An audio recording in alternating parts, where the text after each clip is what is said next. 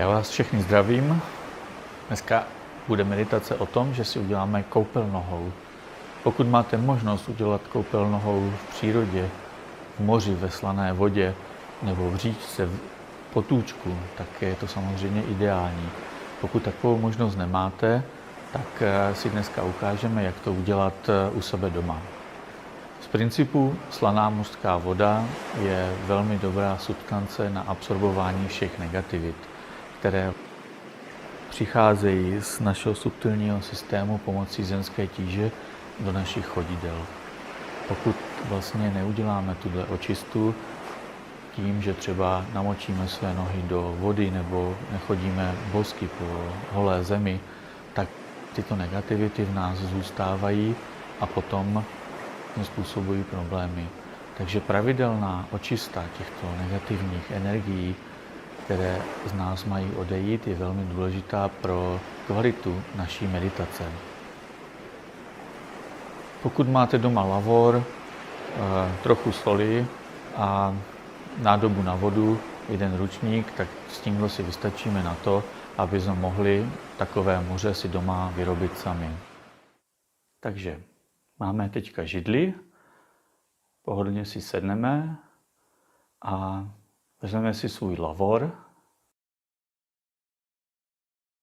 Do lavoru nalijeme vodu. Teplota té vody může být teplejší nebo studenější, záleží, jestli se cítíme víc akční, nebo respektive jestli náš den byl akční, tak potom tu vodu dáme více studenčí.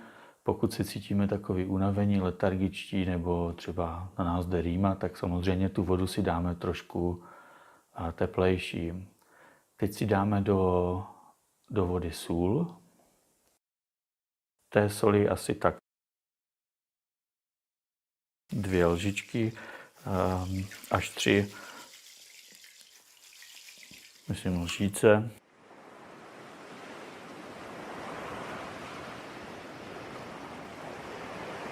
Co se týče vibrační kvality této vody, tak je dobré tu vodu navibrovat. Časem v tom získáte mistrovství. Dáme pravou ruku směrem k vodě a dáme do té vody vibrace. Můžeme cítit jakoby odraz těch vibrací také zpět naší dlaní. Když voda bude takzvaně foukat, tak určitě to má dobré vibrace a můžeme začít fucok. Můžeme také dát té vodě bandan, opět jakoby po směru hodinových ručiček. A po případě nějaké negativity můžeme dát z té vody pryč. Když je voda navibrovaná, tak můžeme ponořit do vody naše nohy. Na začátek.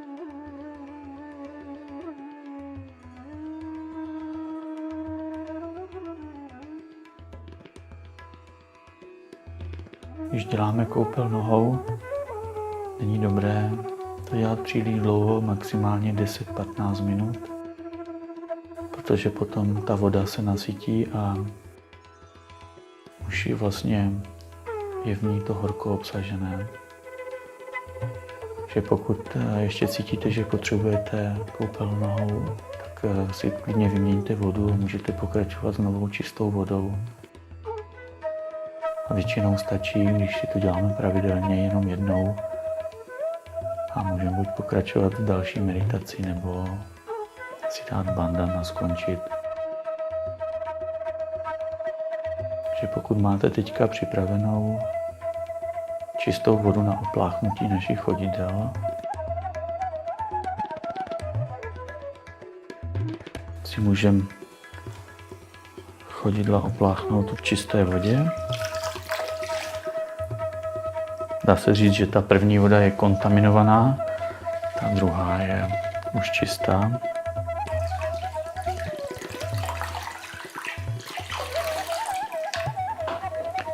Teď si vezmeme ručník.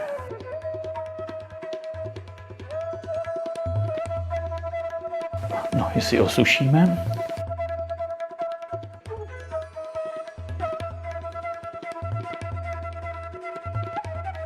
Je dobré se do té vody nedívat, aby vlastně případně ty negativity potom se nevracely k nám zpětně přes naše oči.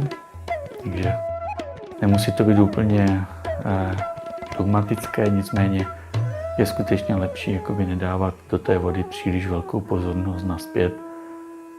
Teď půjdeme a spláchneme i do záchodu, vymijeme ten lavor a vlastně máme to nachystané na další koupel nohou.